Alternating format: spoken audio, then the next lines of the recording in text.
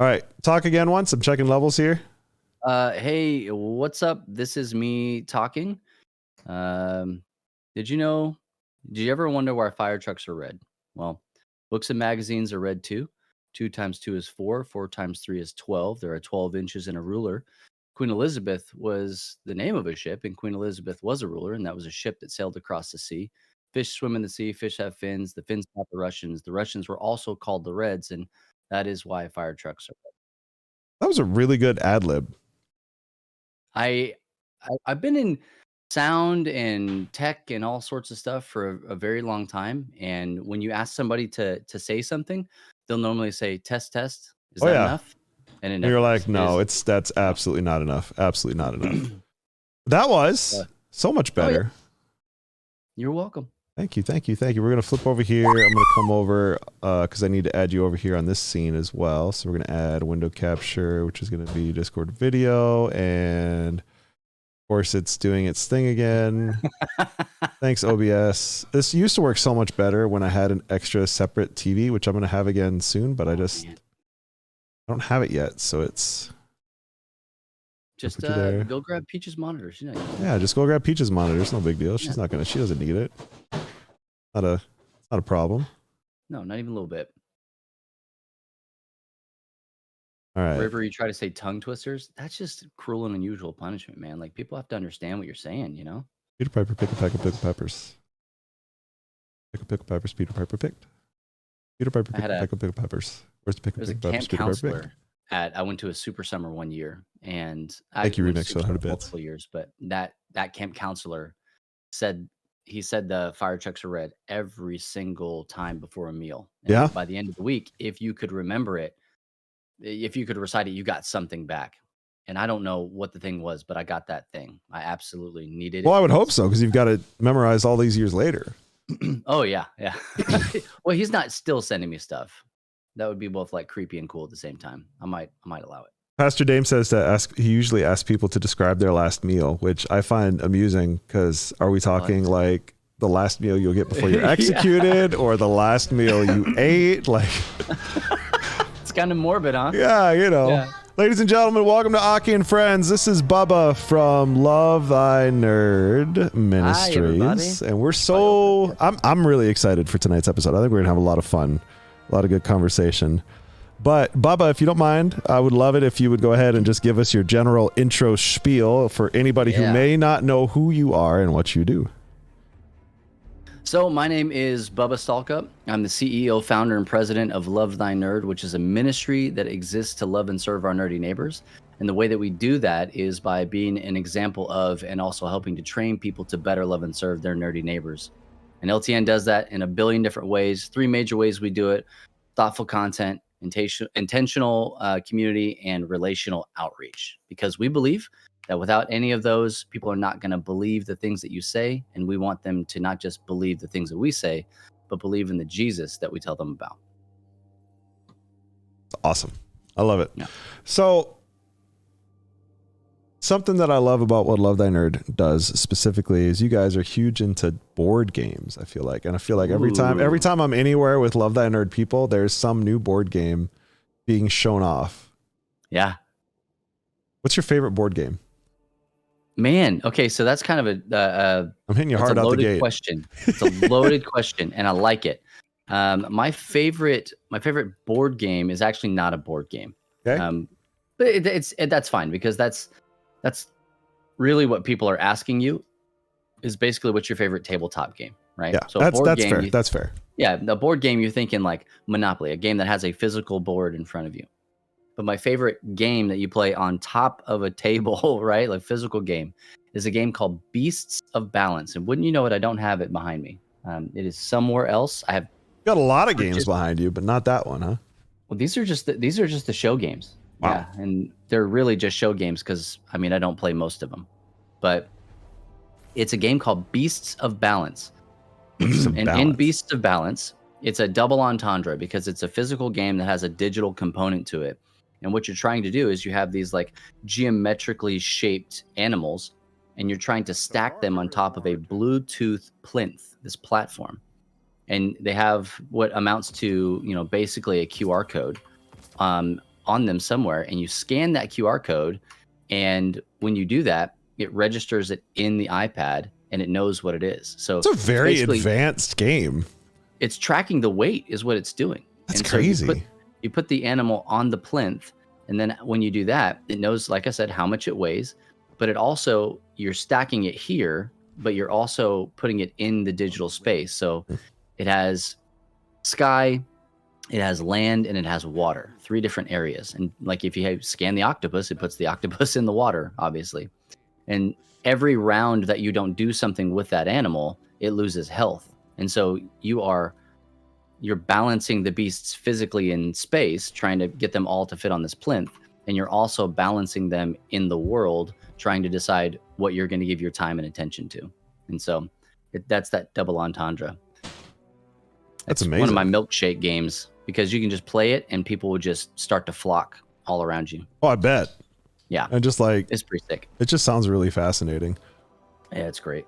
So talk to me about, Love Thy Nerd. You're CEO and founder of Love Thy Nerd. How did Love Thy Nerd, like, what's the origin story there? Man, it has a really interesting origin story, really, because it's one that was started before Love Thy Nerd was even a twinkle in anybody's eye. We were the 6 of us that started it. We were actually either high-level volunteers or staff at another organization called Game Church.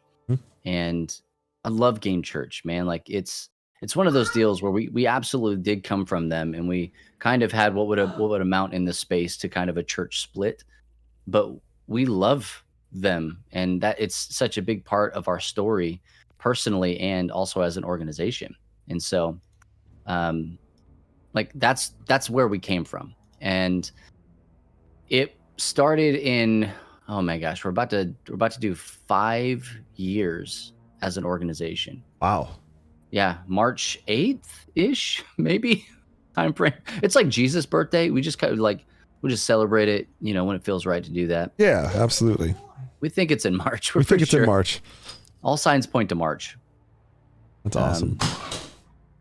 Hey, if we're gonna I need to go to the tower and get I need to get bounties. Absolutely. He's a real Destiny player. He knows the drill. Yeah. Well,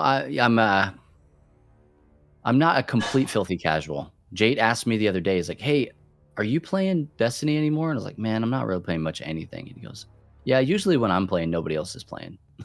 It's because Jade plays at the ungodly hours of the evening, and everybody else is usually sleeping. Yeah, right. Up. When normal humans are sleeping. Yeah, no, I love Jade. Jade's great. Well, actually, we just did a raid with Jade the other night. We did I King's saw Fall. that. Yeah, it was really good. He's a capital G. Jade is one of those people. He can pick up any game. He can put his hands on any game and just be a master at it within 5 minutes. It's ridiculous. Yeah, he makes me sick. He's really good at everything. Jade actually goes back. I mean, he's part of our Game Church days. I was just going to say, because that goes back, kind of ties into your origin story there. Because obviously, I know Love Clan was kind of an offshoot of that. Man, we got together, and when everything went down with Game Church, which it had more to do with management than it had to do with like the organization, right? Sure. And so when we decided, hey, God doesn't want us to be a part of this anymore. We need to go off and do something else. Jade also kind of stepped away from that. And I mean, as community manager over there, that's what I was doing. I had already put him in charge of Discord, which was pretty fresh at the time. Mm-hmm. We were streaming on Mixer. He was in charge of the stream team and all sorts of stuff. And so as we split off, he was starting this Love Clan thing. And I was like, hey man, you go ahead and take the Discord server. Like, you're already doing so much with it. Go for it. And then we had a conversation, he and I, about hey man, do we think that Love Clan and Love Thy Nerd are things that need to be the same thing? And we decided that no, they didn't. For a couple different reasons. Largely because what he was trying to do, he had come from I don't know how much of his story but his church, New Life, that he was a part of. He was a part of them because he wanted to plant an actual physical church. Mm-hmm. That's what he wanted to do. And so we were like, man, that's not really what we're trying to do. We were we were really more trying to reach people that were pretty far away from Jesus. And we called them the the Timmies and the Johnnies. Sure. And he was reaching for something else, and like that was totally fine, honestly. I think I'm good. I just got weapon bounties and strike bounties. That'll work. And so we had the conversation and decided no, and it was really interesting because about 6 months ago, it was before Megazord. He was like, "Hey man, I think we'll have another conversation with you." And his conversation was, I feel like we kind of almost switched focuses on who we were going for. Yeah. Because now, Love Thy Nerd actually has a pretty, with the Nerd Culture Ministry Summit, which I'm sure we'll talk about, we're kind of leaning more into, not away from, but just more into church culture and training them to be better at loving and serving the people that come through their doors, so that we don't have to, deal with so much church hurt on the other side. Yeah, you don't have the Timmies and the Johnnies that are out there, way out in the wilderness. That. Yeah, absolutely. Minimize the damage. Love Thy Nerd has merch. I'm wearing some tonight. Y'all should check out their website. And yeah, man, absolutely. Yeah, I figured it was the perfect night for it. No, man, every night is a perfect night for that shirt. I've got like 5 of them, and I don't know why I have any other shirt. Honestly, I never want to wear anything else. I really like the material that this specific one is made out of, because it's super comfy. I will spill the beans, man, on the secret sauce on that one. Yeah? We do all of our apparel through Sunday Cool right now. Sunday Cool, okay. Yeah, so if like Cool Carl and all those guys on Instagram and whatnot, they do a lot of like youth group shirts and stuff like that.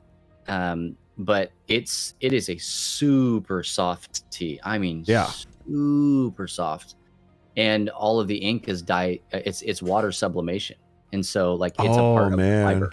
Yeah, so it doesn't fade like so many screen prints. That's been like my big hesitation on making any merch, because we tried a couple different companies and everything I got was just it would just fade so much after one wash. I was like, I don't want people to invest in this and then be so incredibly disappointed.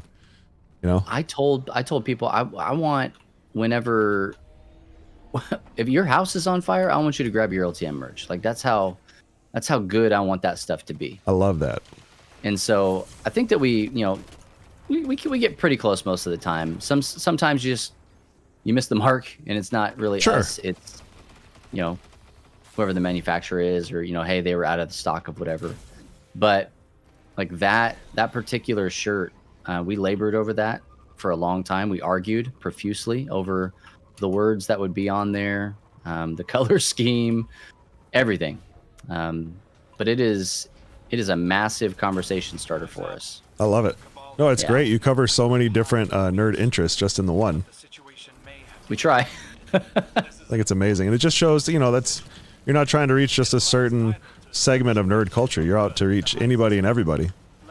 Oh yeah, and then encourage them that hey, they can also go and reach anybody and everybody that they want to. That's awesome. It's not just Love Thy Nerd. Tell me a little bit more about like Game Church and Love Thy Nerd's start and everything. Like, was Game Church on Twitch? I don't know. So Mixer, right? You mentioned Mixer. We did, yeah, and that was one of the things that I kind of challenged Jate with, and it wasn't really as much a challenge as it was like kind of imbuing him with the power and authority and ability to be able to do that. He's been a streamer forever, man. Like that guy goes back to Justin TV. Like he really does. It's wild. And so, yeah, he is. We could all learn 1,000 things from Jate. Absolutely. He's a future Aki and Friends guest, by the way. Oh, yeah, that makes complete sense. Yeah. I mean, he should probably just be a staple, like. I would like to think that he is. We game together as much as we can.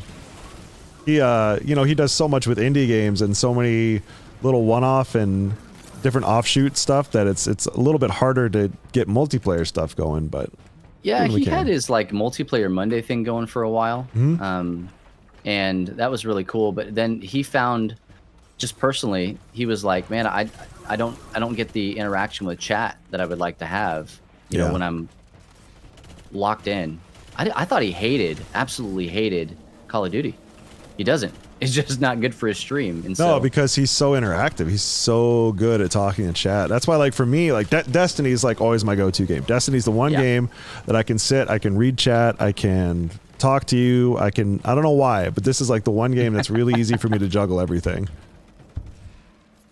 well, that's But good. anyway, Game Church, Twitch, streaming, Love Thy Nerds founding. Like, how did you guys come to Twitch? Was it when in the wake of the Mixer shutdown? Trying to think, because we actually didn't do a whole lot of live streaming, and I'm probably misremembering a lot of things if I'm being real. That's okay. But I don't think that we did a whole lot of live streaming after the split. We immediately went and reserved our our handle once we decided what we were gonna do, but then we live streamed it on Facebook. That was our first place, because we're like, hey, we'll just go and stream where our community is. Sure. And 700-ish, I think it was a little over 700 people followed us over day one when we left. We didn't even have a name yet, so that was like super encouraging. And you didn't have a name. What was it called originally? Now that's I'm curious. It was called Working Title. Working Title. Not a joke. Like, that's you had what we 700 people follow a page called Working Title. Yes. That's saying something honestly, right there. I think it has a lot to do, Aki, with, like, again, not a horn toot, but like the relationships that we built with people. Absolutely. They trusted us. Absolutely. We literally had people that said, hey, we don't know what's going on, but we're with you. But we want to be part of it. Yeah. Try not to, create a turf war and all sorts of stuff. Sure. Because that stuff's just gross. But at the end of the day, it was like, man, we cannot do this stuff without you. We literally cannot do it without you. And so they followed us over. We had a Facebook group called Working Title. Mm-hmm. And I loved it. I was like, man, we should keep this. This is hilarious. I'm just a big fan. I got vetoed almost immediately. Would have been funny though. Like, it would have been hilarious. But, dirty fun haters, I guess. That's all right. That's all right. So anyway, so Facebook group. Yeah. And, we set that up and we start streaming on Facebook. And then this was back before, like, Facebook gaming was a thing. It was not anything that anybody really cared about or that they did. You just streamed on Facebook. And it wasn't super easy either. Things are a lot more easy with, the OBS plugins and easy to find stream keys and all sorts of stuff. It was ease a lot of use to be a streamer has come a long way. Oh my gosh, the barrier of entry is so low, right? I was thinking about this today. I was actually on a live stream with Jeff Reed of Church Digital, their first one, and I was telling him, man, like it's so much easier to stream now. And some people think that it's impossible and all sorts of stuff, and I'm like, man, it's just really not. It's almost never been easier to stream than right now, except if you're trying to stream on TikTok, right? Right.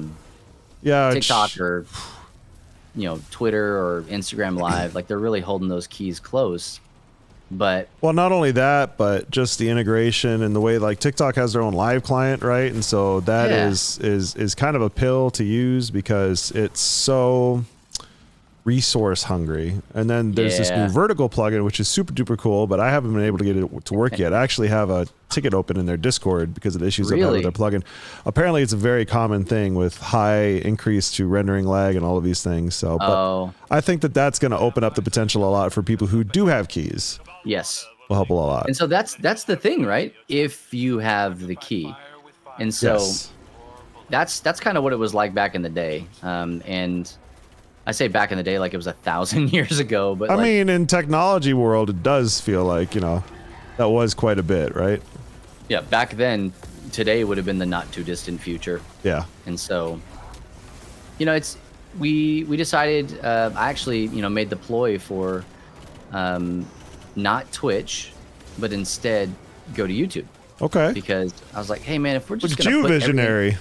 If we're just gonna put everything on YouTube anyway, what if we just streamed right there and just saved ourselves some trouble? And so we did. But you know what? we still didn't get the viewership because we were trying to pull people away and create multiple forms of community and engagement points and all sorts of stuff. Yeah. It didn't care what I thought was the best. It didn't matter at all. Nobody cared. So we did that for a while. And then we switched to Twitch, and that was obviously that was the sauce, man. Like, it just was. I think it might be a little bit different now just because of all the moves that YouTube Gaming has made, but still it's tough to beat Twitch's community.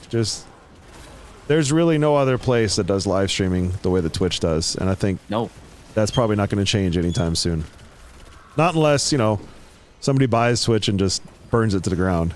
It could happen. Yeah, from Jeff Bezos' cold dead hands, man. Right? They're going to have to come with a stupid number. But I think that if somebody's going to do it, it'll be like Netflix or somebody like that. Oh, yeah. Imagine Netflix getting in a live stream. I kind of would be down for that. Imagine streaming, like you're on Netflix and you're pulling up Aki and Fam. Yeah, you're on Netflix and you're watching, Ready Player One, and it's got, oh, by the way, check out some of these live streams or something along those lines, You could be watching a cooking show and be like, here's Asia the girl, you should go check her out. Like, you know what I'm saying? Dude. You liked the chef? Check out Asia the girl. Yeah. That would be sick. There's a great idea right there.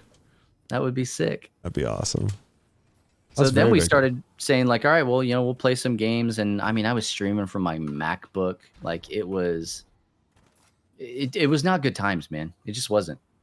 Things would freeze. They would die. We would try and push things to the max. And it wasn't until we invested in streaming machines, supercomputers, that we were able to do really cool things like actually stream our podcast material, bring other people into the fold. And speaking of podcast material, it sure looks nice behind you there. Oh yeah, man. Yeah, this is it's a lot nicer in this one area that you can see than it is in the rest of my garage, which is where I am. Literally, there's a bunch of junk. Our TV actually just died, and so it's sitting right here, just out of frame. Yeah. And then on the other side here, just out of frame, is like more junk and all of my wife's sewing station. But that's why it's just out of frame. It just out of frame, just barely out of frame. I love it. Yeah. So speaking about, let's talk a little bit more about podcasts. You guys do a lot of podcasts. There's a lot of different types of podcasts that you guys do. Can you list all of them? I'm going to do my best. Watch this, because we've had some come on and off the podcast network, which we had to create an actual network because we had that many podcasts. Sure. And so the reason I may or may not be able to say all these, and here's my preamble, is because we actually have somebody else who's in charge of that stuff now, as we've been able to grow. Which is a beautiful thing. Team grows and other people are in charge of things. But I'm going to try. So we have Church Nerds. That's my wife and I. And we talk about the overlap between church culture and nerd culture. And what's really great is that she's not like a nerd by trade. She's nerdy by association most of the time. And so, it's kind of neat, though. Yeah, she loves it. That was a big deal for us because for the longest time, she just felt when I was doing Game Church stuff that it was just me doing my thing and she couldn't be a part of it. And so we were able to find a really creative way that made sense, right? It wasn't, some kind of, it wasn't just a gimmick. Pandering. Yeah. Yeah. And so we started it, and we've got that one. It's really great. Love it. It's one of my favorite things that we do, mainly because I get to do it with my wife, right? Absolutely. And so we have that. Then we also have the Free Play podcast, which is basically the way I describe it is it's the Seinfeld of our podcast network, because it's not really about anything. It's strictly designed for us to build a relationship with our listeners by talking about the things that we've been reading, watching, playing, and experiencing in nerd culture. And so we want people to feel like they know us and to actually know us. And so that's what that's for. And then we have Two Words, which is one of our newer ones.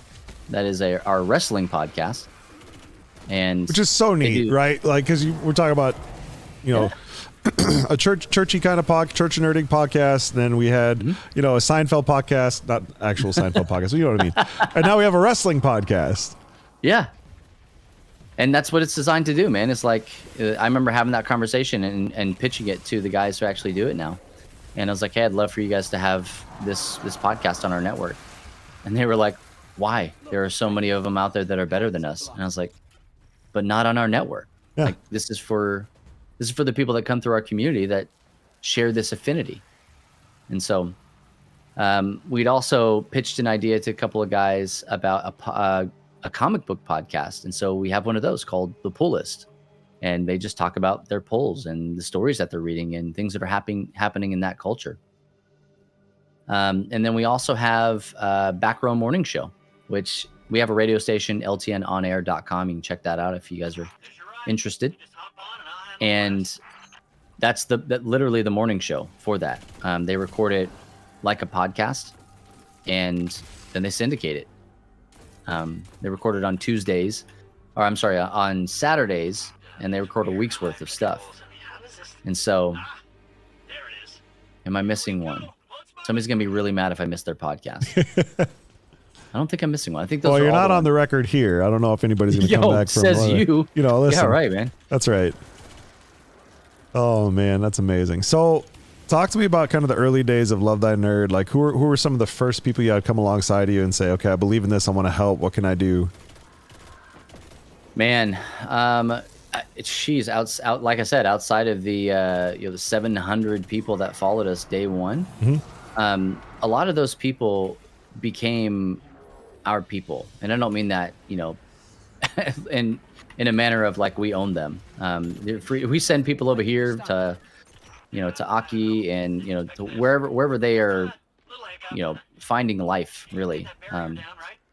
But they've become like board members. They've become people that we love and we trust and we care for. And so one of the guys I think about a lot is a guy by the name of Chad Snyder. He goes by Always Ryu on anything digital. And that guy, he's just always there, like he's a current board member for us, like I said. And just anything that we need, he's like, hey, what do you need? Just let me know. And we don't treat him like a sugar daddy. That's not what it's about. It's like, but just knowing that people care enough about the things that we're doing to invest in it, whether it's, time wise or, money wise. But actually the name Love Thy Nerd, we did not even come up with. It was thought up by one of our community members. And so like everything that we are and that we have, they have ownership in. And so I love that. I think that's such an important thing because people will believe in a concept and an org so much more when they feel like they're actually part of it and part of something, Exactly. I mean, people want to feel, and I'm very careful about how I say this. Like, people want to feel like they're a part of something. I don't want anybody to just feel like they're a part of something. I want them to actually be absolutely a part of the thing. Yes. And so we're pretty specific, pretty picky about the verbiage that we use and the way that we bring our people on. And Finch, we're stuck again. we sometimes we do a better job than others. How about that? It's like the best laid plans of mice and men sometimes. Absolutely. But I think that it's much more about the heart and the intent than it is the actual things that we do. Because people are always going to be looking for different things. They may not be happy with the way that we do stuff all the time, and I get that. I mean, we're fans of the video game genre here. We understand when somebody doesn't necessarily do the thing the way that you want it. That never happens in video games. What are you talking about? We definitely absolutely didn't change the entire outcome of the Sonic movie. Right? Yeah, none of that stuff. Or throw a complete fit about the Mass Effect ending. Oh my gosh, dude. Yes. That's one of the other instances I can think of very passionate vocal fan base. Name it. I mean, like it's something that is almost like a badge of honor for some of them, and by them I mean us, right? Because I'm the same way. Absolutely. But when it comes to our people, we're trying really hard to be as transparent as we can be. And I say that with a slight caveat, you know, like as transparent as we can be, because there are some things that you just can't or shouldn't share. Absolutely. Some things are designed uniquely. Oh, don't blow up on me. Come on, get out of here. They're uniquely designed to be shared either at a certain time frame or with a specific group of people. But in doing that, I've been having a conversation with another one of our founders, Kate, and she heads up all of our organizational health stuff. That was a big Kate deal. Dangerous, right? Kate Dangerous. Yeah, I've seen her on the internet. Yes, she is. Yeah. So she heads up all of our stuff for organizational health, and you know that's all of the admin stuff. That's all of the financing. You know, anything that would hinder ministry, right? Like she takes care of all that stuff and makes sure that we're rocking and rolling, and that is so invaluable. You have to have someone like that, right? Oh, you have to. If you don't, you're that person, and that's all you're doing. And absolutely a full-time job.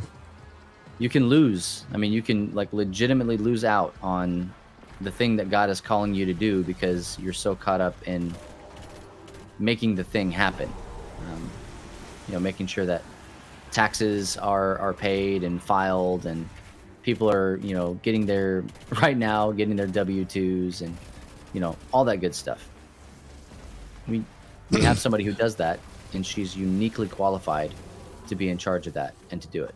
And so you put people where they work, not just so they can work. I love that. Put people where they work. Yeah. Not where they can work or so they can work, but where they work. Either it's logical. Both of those work, actually. Yeah. We have people all the time that are like, hey, what can I do with Love Thy Nerd? And I'm like, well, what do you want to do? Oh, well, I could do this and I could do this. I mean, I can do those things. What do you want to do? Yeah. People Such a huge way thing. More effective when they're doing something they want to do. It applies to content creation too, and I think so many people think, you know, when you get into content creation, well, you have to be a streamer. Well, you don't necessarily have to be a streamer. Do you want to be? Do you like being in front of a camera? Do you like talking in a microphone? Do you like generating things to say for hours on end repeatedly without any break whatsoever? No? Well, maybe if you're a creator, which you absolutely can be, maybe there's another area where you can find success and enjoy being a content creator. Yeah, if that's not your jam, all of those things that Aki just said, do everybody, including yourself, a favor, and don't get into it. Go find something else to do. Oops. Or come along somebody else who is doing it. You know, like Aki. You know, say, hey, Aki, what do you need, man? I have a very specific set of skills. I'd like to. I got a long list of Liam Neesons I could use. You know what I'm saying? Yeah, right. Little Taken references there, you know, but it's tough, right? Because everybody, they want to be the guy, they want to be the girl, sure, they want to be of the course, that's doing the thing. And to an extent, I fully understand that, but there also comes a time where we need to understand personally, a little bit of introspection. What are our gifts? If everybody is a hand, then we are not going anywhere unless we're walking on our hands, which is less effective. If everybody is a hand and we're not walking anywhere, really good one. I like that. I'm full of bumper stickers, man. Man, you know what? I learned that at Megazord, which was a fun experience. We can talk more about that a little bit later. So, but for you personally, what made you decide, okay, I'm going to found this thing. I want to run this whole thing. At what moment did you realize, okay, God's given me a vision to do this? Immediately. It was. As soon as you were out from Gamer Church, you're like, this is what I want to do. Yeah. Like literally the conversation that we had, it was Matt Warmbier and myself. We had this conversation after, you know, basically what was the implosion of Game Church. And I say that sorrowfully. After that moment, we looked at it and we were like, hey man, we cannot just do nothing. That's not what this was about at all. It's not about stagnant. It's about movement. And so, what are we going to do? And we started dreaming and thinking, and the other 4 founders of LTN, they were kind of in different spaces themselves. They didn't know what they were going to be doing moving forward. But at one point, we kind of came together and was like, this God is calling us to continue to do these things. And so it wasn't when did I decide? It was when God told me, which I'm not going to sit here and say he just is constantly audibly speaking to me, or speaking very heavily to me that I understand clearly. I'm usually pretty thick, pretty dense. You're see, for me, I'm terrible. I have a tendency. Oh, excuse me. Still getting over that cold from last week. I have a tendency to do the Gideon thing, which is dumb. Okay. But it's very much okay, God, you want me to do this, then do this kind of thing. And that's yeah. Are you sure, God? Are you sure? Like really, really having to test the waters, and I need to be better about the walking in faith. But yeah, I get what you're saying. So we just did it, man. I mean, it was one of those things where it was the beginning of the time frame. All right, so it's the end of January. We end up going to a conference called PAX South in San Antonio. Yeah. Love that show, and it doesn't exist anymore, and that just hurts my heart. I'm trying to remember when did it dissolve? Was it COVID that killed it? It was, well, they blamed it on COVID. Yeah. But they were the murmuring was that they were going to move it to Atlanta or a different area. That San Antonio wasn't bringing in the dollar bucks, as Bluey might say. So the only reason I bring that up is just a really short sidebar. My uncle was retired from the military while he was still in the Air Force. He actually was at PAX South helping demo some fighter sim game that was there. Okay. This was within the past 10 years. I don't remember when it was exactly. I'd have to go back and look, but yeah. Yeah. No, I loved that show. I mean, honestly, a lot of the stuff that we do at LTN was birthed out of us trying new things as Game Church at that show. That's awesome. And a lot of the friendships that we have were because we met people who were new to the space, game developers, new to the space, that were presenting for the first time ever at that show. And so it holds a special place in my heart. And I thought it was really cool that I didn't have to fly anywhere. Yeah. It's always nice when you don't have to travel, take extensive measures to travel places. It's an hour and a half for me, man. I can do an hour and a half. That's absolutely. Easy. So we did that in January of 2018. Sure. And then that was it. That was the last thing that we did. And we didn't really know that was the last thing that we were going to be doing. But it did end up being the last thing that we did with Game Church. And so, oh yeah, that's right. We got bikes. I'm like, well, you can walk. It's okay. Oh my gosh, you kidding me? You get run over by the train? Yeah, I'm fine. You'll be all right. There we go. Just you and me here, I think. Oh no, we finally did get a third. It didn't make us right away. So yeah, I mean, that was when everything went down, and then it was legitimately speaking by February. We were talking about, with everybody, about what the next thing was. And then first week in March, the 6 of us met in Ventura, California. And that's where Game Church was based out of. And so, Oh, okay. I was like, we just randomly, we just thought, hey, well, you guys. Yeah, I'll just go to California. No big deal. I almost never recommend that, man. It's just, golly, it's expensive to fly into. I've never been. We met you, dude. You're not missing a whole lot. If you're from California, I love you guys. May the Lord bless you and keep you. Live His countenance upon you, give you peace. My sister lives there. That'll be about the only reason I ever go. Where in California? In the San Jose area. Oh, okay. I mean, there are beautiful places in California that you can go. Obviously. Oh, absolutely. And they live in a pretty gorgeous place. Yeah. But flying into LAX, I could just do without that experience almost any day of the week. That place is an absolute zoo. And flying through the smog is a surreal experience. I can't even imagine. It's a brown cloud is what it is. Oof. Yeah. Just makes you feel dirty. Tell me you're from a small area without telling me you're from a small area, right? Basically, yes. So what we did was we got together and we just, I mean, we hashed it out, man. Knock down, drag out, fights. Sure. Sometimes, you know, about the things that we felt God was calling us each individually to do, and collectively. Yeah. Well, I mean, the question was, are we doing this together? What's God saying? Can you find unity? Yeah. And I mean, honestly, Aki, the question was, did there need to be unity? Like, was this something that we needed to do together or even alongside of each other? Sure. Or is this something that we could still love each other and encourage each other, but just completely, you know, silo with? And so we decided as a team, as a group, that we were better together. And I believe that to this day. I really do. There are 3 of us that are still with Love Thy Nerd. 3 of our other founders have moved on to other things. Sure. That'd be April Lynn Cowett, Chris Gwaltney, and I remember Chris. Drew Dixon. They've moved on, and you know, we love them. We pray for them. We still, you know, talk to them when we can.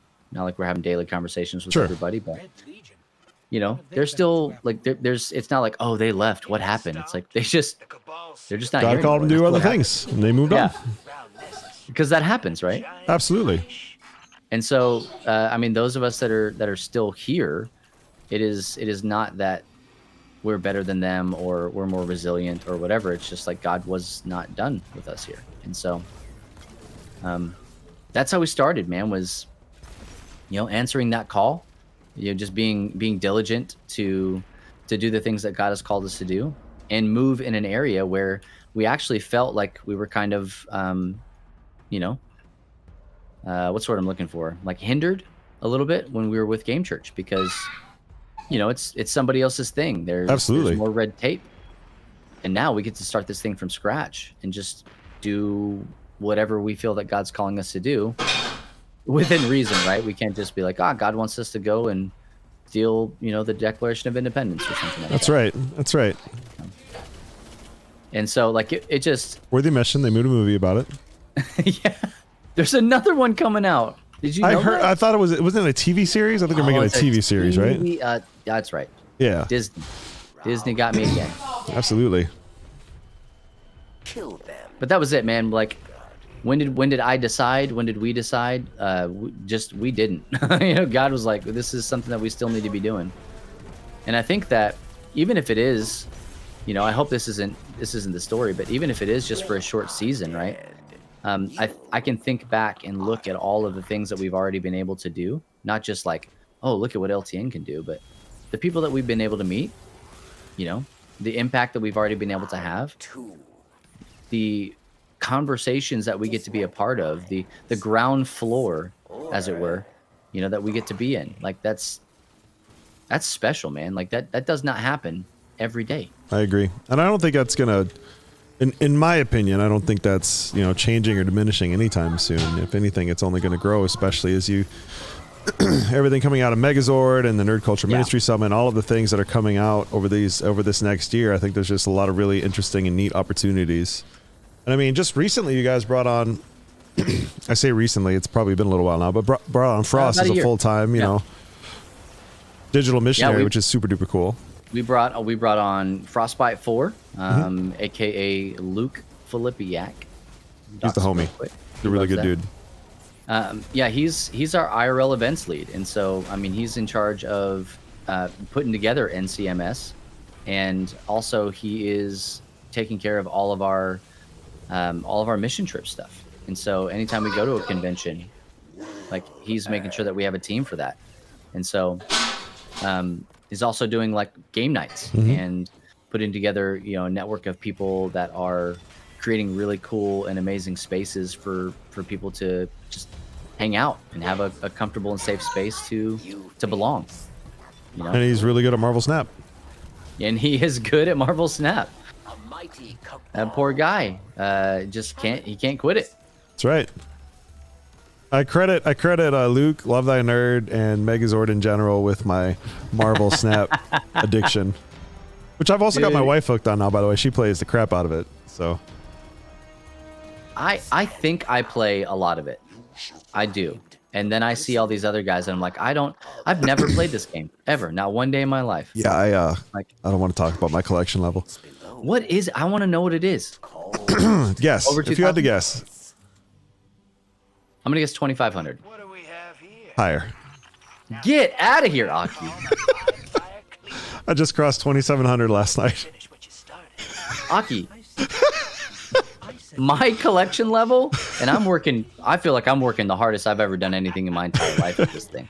Looks like Like 1,800. Yeah, I got about 1,000 on you. How? Does that, like, that's the backup control. I don't even know how. I have no idea how you do that. Closest friends and It's Are you spending gold? good luck. No, I mean with the gold that I get from I have bought every season pass. So I guess you do get more. It's just one of those things that you get a lot of credits and gold from the season passes, which is great. And I don't know. It's one of those things where if I'm playing a game that's free to play, I don't mind tossing the devs $10 every now and again to support them and what I have enjoyed. No, you're not going to get any shade from me on that. Yeah, I'm a big fan of the battle pass structure. Yep. I think that it makes sense with all the content that comes out with stuff like that. Especially if you have a long ongoing game, yeah. Yeah. Now, would I like for Marvel Snap seasons to be longer? Yes. Yes, I would like for them Absolutely. to be longer. But I can't do anything about that. That's right. My favorite guardians. I missed out on Spider-Man. I bought Black Panther. Mm-hmm. And I missed out on Zabu, and I'm just wondering if I need to get in on MODOK. Like, It's a very interesting meta, and I tried it a little bit on Tuesday night stream. I think I got it to work one time on stream, and it's super duper neat to watch because if you have the deck built correctly, you get Invisible Woman, and then you drop MODOK, which prevents MODOK from activating if it's on Invisible Woman, right? And then you drop Hela, because Hela resurrects all cards that are discarded. So then the end of the game comes, MODOK deletes your entire hand, and then Hela plays the whole thing. that's gnarly. Yeah, it's That's a like bonkers a- combo.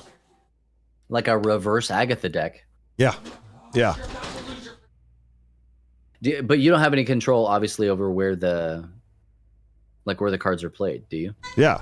No, you have no control over where the cards are played. That's why you have big ones like Giganto, Infinite, Oh, yeah, Hulk. okay. You have if you have those in your hand and they just get dropped everywhere, you're like, there's no. How do you counter that? Like, So you play 3 cards, basically. basically, I mean, you can play a few in between, but those are the 3 key ones. And then you have to structure it so that you're not just relying on those 3 cards always being in your hand, right? Because they're not always going to be in your hand. So you get other cards like Ghost Rider and a few other ones that allow you to really, really ramp that deck up and give it some flexibility. So I don't know, it's been fun. It's a different meta. It's different what I'm used to. Past few seasons, I've literally just played Patriot and just forgot about everything else. I just deleted everybody. Yeah. Absolutely, man. So what's your go-to in a Patriot deck? Are you playing like a Patriot Zoo deck or I really like Patriot Ultron, actually. So I'll do Patriot Ult? I don't have Ultron. Ultron's fun because if you especially if you get like Onslaught Citadel, you can just drop Patriot on it or Patriot Mystique, and then yeah, drop dude. Ultron on the last play, and you flood everywhere with 20 plus power. It's pretty good. Pretty good. When So- I got Mystique, I just knew that I was the best Marvel Snap player that's ever existed. That's exactly right. like Exactly right. undeniably, right? Like just Oh, Mystique is what separates the boys from the men in Marvel Snap. right now my highest percentage win deck is the title of it is just Forever, because most everything is ongoing. Okay, yeah, that's my Energizer Bunny deck. Yeah. So I mean, my combo on that one is, it's Wongers, Oh yeah, it's Mystique. Wongers. and- I love that you said that. Oh yeah, man. The She-Hulk reference. Yeah. I love it, dude. That was so funny. It's Oh just man, it such a good- was. This is somebody was like, "Hey, did you like She-Hulk?" I said, I loved it, man. It was a good time. It was not my favorite show, but again, I'm not like I was not the audience for that. No, absolutely not. And I think that if you try to take it too serious, and it's literally if you think about the last season of the show, I'm not going to give any spoilers. If you think about the last episode of the show, it is clearly written for it not to be taken by your traditional Marvel fans. Like, well, but then you go and you watch like Screen Crush or something like that, and then they totally make it make sense, and they're like, oh yeah, that was this, and that's why that could have actually happened, and I gotta stay off the internet sometimes, man. No, I can agree. A lot of angry people out there. Yeah. Well, they're all nerds, man. Most of them anyway. Nerds are passionate people. They really are. There's nothing wrong with that. All right. So speaking of passion, we're gonna change this pace completely. We're gonna get a little more personal here. So tell me a little bit more about Bubba. Because for you personally, we talked a little bit about talking about different people's stories. I'd like to know, like, what's your story? What is your testimony? Like, what portions of that anything you feel comfortable sharing about it? But I'd love to hear, kind of how people found the Lord, maybe when you did business with Jesus, all that stuff. Yeah, man. Well, I mean, first thing you gotta know about me is I really truly believe in like the mission of LTN, and not because I'm a man that works for the man kind of a deal. Oh, he's just a company guy. It's like, no, like a lot of the stuff that we do is because like that's our personal belief system. Sure. And I believe in the power of relationship, because that's the thing that we have with Jesus that is different than any other relationship, right? We don't just worship a distant God. We have a relationship with a God who is close to us and cares about us and died to reconcile us to him. And so, we perpetuate the narratives that we believe and that we understand.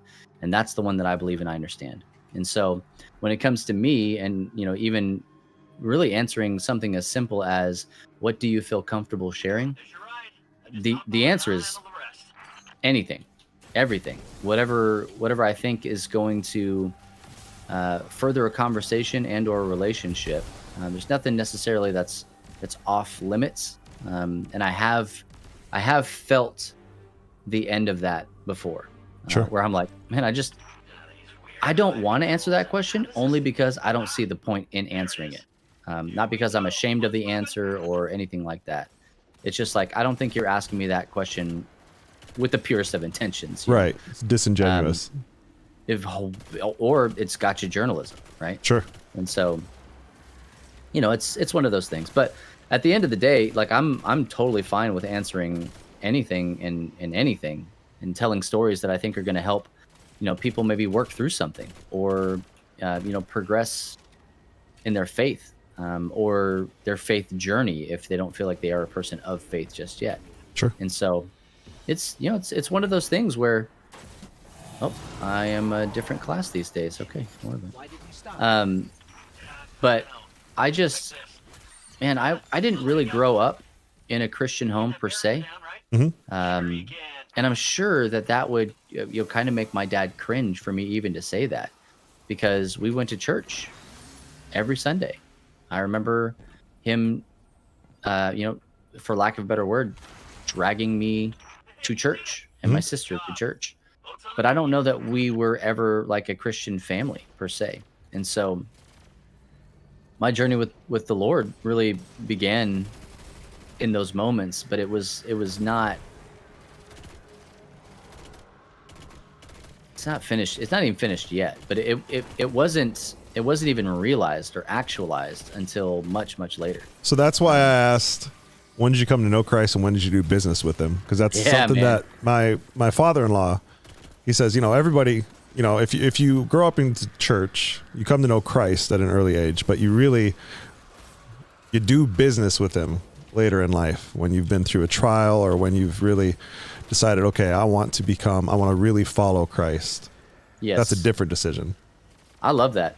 I think that's like, you can take it. Biblically accurate, man. Like really, like yeah. And so like for me, I did. I'm just gonna use that, man, because I think it's really perfect. I did Absolutely. business with Christ. Probably we started a transactional relationship, he and I, when I was in junior high.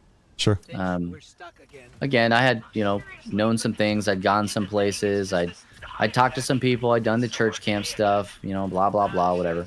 And I say blah blah blah because that's basically what it was to me. It was just another thing that I was Sure. doing. Just going through the motions. Yeah, man. I went to the most popular youth group in town, and it was because they had at the time they had Dreamcasts, they had basketball yeah. goals, they had skate park, they had Console that killed everything.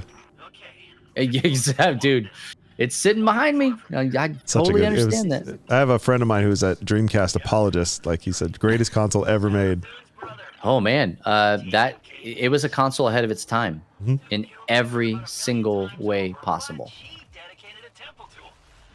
But yeah, I mean, like I did all those things, and I went to church camp with them, and I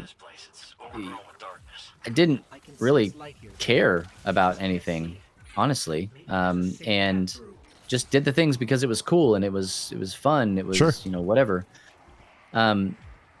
They did some things that I don't necessarily agree with, on a theological and or doctrinal level at that church, but it was kind of my first experience of like actually doing something, and not just going through the motions. And so after that, I got involved with a different church, and what they would do is like they would bring people to events and stuff like that. So a friend of mine, actually, he works with us now at Love Thy Nerd.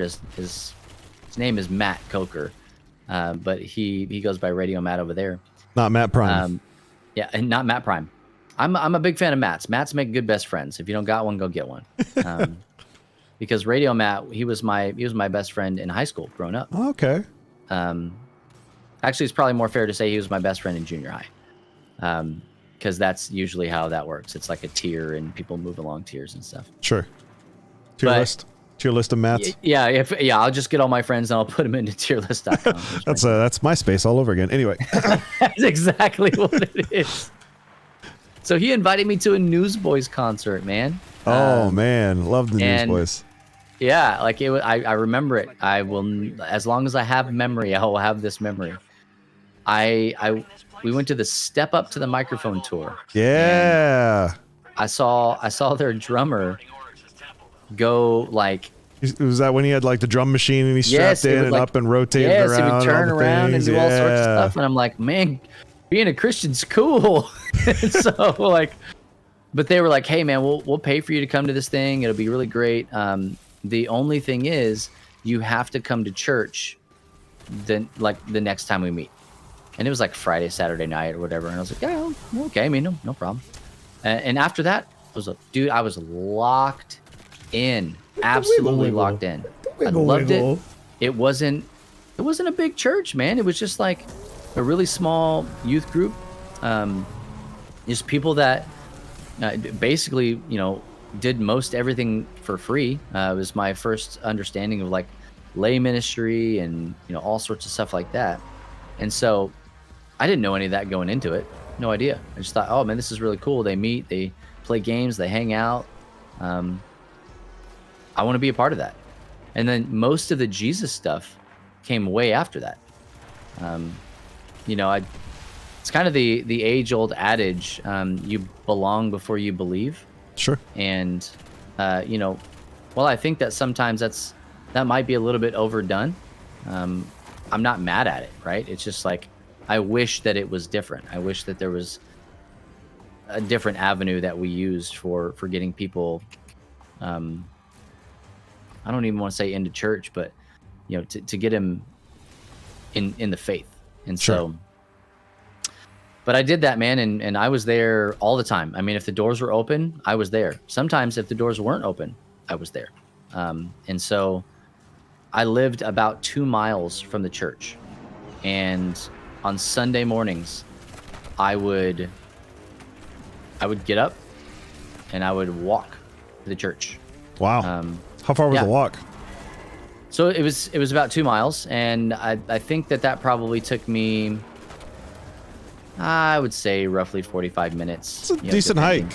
Yeah, it wasn't right there. How about that? Yeah. Yeah. Felt like it was the next block over. It was a there was a away. level of commitment there. And so, I mean, honestly, to my pastor's credit, when he found out that I was doing that, he was like, "Hey, man, I'll come pick you up." And like from then on, like he was my mentor, and he would come pick me up. He would pay for me to go to church camp, but he wouldn't enable me, to just sit there and mooch and leech and do stuff like that. He would say, "Okay, hey, I'm gonna pay for you to go to church camp, but you're gonna come over to my house for the next 7 weeks after church, and you're gonna learn these things, and you're gonna mow my grass and do all sorts of stuff." And so you're gonna pay for it. Yeah, I mean, he taught me, about work ethic and all sorts of things that I never. I wasn't learning other places, and so the reason that he was important in my life was because, I'm a product of a broken home, man. My dad and my mom got divorced when I was like 7, maybe 6. Time frame is just fuzzy, and that's a whole nother part of my story. Is, the time frame doesn't necessarily matter to me. I'm gonna be the guy when he's old that was like, I don't know if it was a Tuesday. I just think it was in this decade. You can go look at a calendar or Google it if you want to know for sure. And so he taught me all that stuff, and I really grew in that, and he taught me a lot about like church life and what it means to be an actual true follower of God. And that's when I really started doing business with him, with the Lord. And yeah, that's huge. He moved me to start Bible studies when I was in high school, and nobody was perfect, and so the Bible studies reflected that. But I've always been interested in like how much a person learns when they're studying to teach somebody else something, and like that was super important for my spiritual formation, was doing that kind of stuff. And so that was when I really started to kind of get into it, and I fell into ministry. I told myself, after did it hurt? Absolutely, it did. I had to make it. Listen, you opened me up for the pun. I have to just follow through. Well, I mean, anybody who's been through ministry, they're like, yeah, no, it hurts. Like you can get beat up, right? But I told myself I wasn't going to be. Why would I be a pastor at a church? Why would I work for a church? That's so stupid. If we're called as Christians to go and like be Jesus to other people, why would we hang out in one spot and just talk to other people who know about it? Like, what's the point of that? And so that was my thought process going into it. Now, having spent 12 years on church staff, and another 3.5 of that outside of church staff, I can tell you there are people in church that absolutely 100% need to know Jesus and his love. And sure. So it was one of those humbling experiences that us youngins have when we know everything, right? And so, absolutely. So yeah, man, that's kind of been like an awkward stumbling forward of my journey. But when I got into ministry, God called me into it. He literally closed every other door. I couldn't get a job flipping burgers, man. It was crazy. Wow. But I got a job as a youth pastor at some church. And God it's not been easy, not even close, right? But God has blessed every single place that we've been, even when we were too stupid to hear him when he was calling us and telling us what to do. Just super duper awesome. Yeah. So, Bubba the Man with that just majestic hair and beautiful beard. Thank you. Surely married, right? Well, don't call me Shirley. But I like that. Nice comeback. Yeah. That was good. That was good. Yeah, I am married, man. I'm married to just the best person I've ever met in real life. Like, I know that God knew exactly who I needed to be with. I mean, he kind of does, right? Anna. Yeah, he's pretty on top of things, that guy. Her name's Anna, and she's fantastic. And we've been married 15 years this year in April. Anna, the podcast partner. Anna, the podcast partner. Yeah. But more than that, Yeah, I'm not doxing her. She doxes herself on podcasts. That's right. But yeah, man, I mean, she's fantastic. She's in ministry. She works in our children's ministry right now, and actually is moving herself into an admin role as well with our church. Oh, that's very cool. Yeah, she's an Enneagram 2, and so the world just needs more of those people that are helpy helpers and can move things forward. The world does not really need a bunch of me's. People that are just going to think about things and then do them without thinking about them. They need people that are going to check the boxes and cross the T's and stuff like that. And so, A lot. she's really good at that stuff, man. Like, she's very detail oriented, and I appreciate that. Yeah. We need detail oriented people in our lives. Oh yeah. And we got 4 little monsters that keep us up at night. Yeah. In more ways than one. I Was have one of them playing Plants vs. Zombies earlier? Because that's what I could have is that what you saw? Yeah, I 100% Yeah. saw. I'm like, oh, Bubba's playing some Plants vs. Zombies. Let's go. If you ever see anything on Xbox, it ain't Bubba's playing. It's Bubba's kids are playing. That's exactly what's going down there. I love it. Yeah. So I've got a 10-year-old son. His name is Caleb. Mm-hmm. I have an 8-year-old daughter. Her name is Naomi. I have a 7-year-old son. His name is Levi. And we have a 2-year-old boy. His name is PJ. Love the name Levi. Yeah. By the way, all the names are beautiful, but Levi specifically, that's one that I always thought was a great name. Was in the running for baby Aki's name. Oh yeah? Yeah. What made you decide not that? When we just that's what we felt the Lord had for him was Judah, and that's Okay. just where we went. I didn't know if you wanted to dox him or not. No, that's okay. We say his name occasionally on stream. You do a much better job of like protecting your identity than I do. Our kids are really good at that too. Golly, man. Like there's a clip, I have it on my TikTok, but we were playing Sea of Thieves, and when my buddy Mr. Mateo, he pops on, he goes, "Hi Judah," and he's like, "My name is Baby Aki on stream," and he's like, he's 5, and he's just like, listen, he understands the need for that privacy online, which I appreciate. I think that's important. Yeah, man. I kind of just leaned into no privacy, like from a personal standpoint, because like for me, and like this is not a jab to anybody, right? Like I know Aki's name and I call him Aki. Like that, it's a very deliberate thing because I know that it's important to have that anonymity, not to keep yourself from people, but to keep people from yourself sometimes. Yeah, absolutely. And you know, I'm still not as guarded as maybe I should be, just because I live in an area where there's not a lot of people here. Like it's just kind of in the middle of nowhere.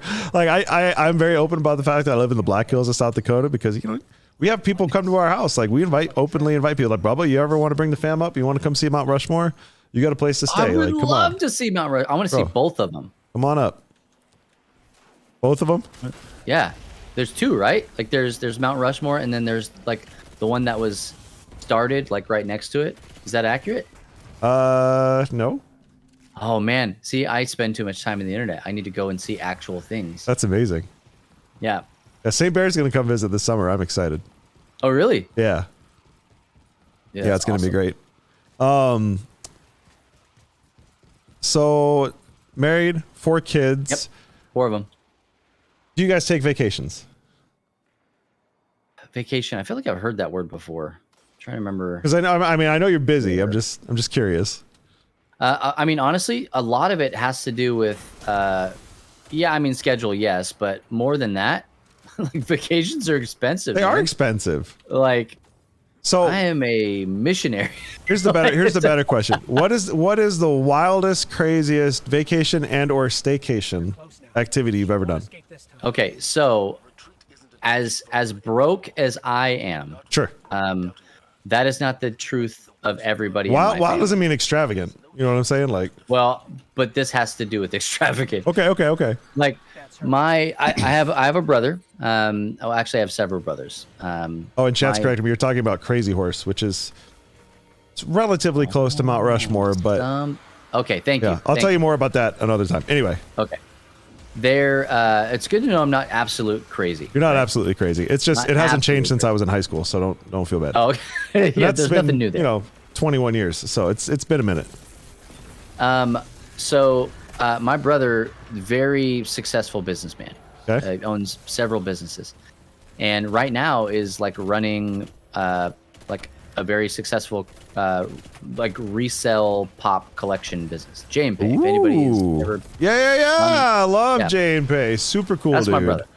Oh, I did not know that. Well, he seems like a really cool dude. He's amazing. Like it, just all around. He's a great guy. I love that I'm related to him for 1 billion reasons. And one of them just happens to be that he invites us to places like Cancun in Costa Rica. Yeah. And so we had an opportunity to go to both of those places on, separate years, right? And it was just the most wonderful, gnarly, beautiful thing that I've ever been able to do that we would not ever have been able to do if If you left to didn't. our own devices. Yeah, absolutely.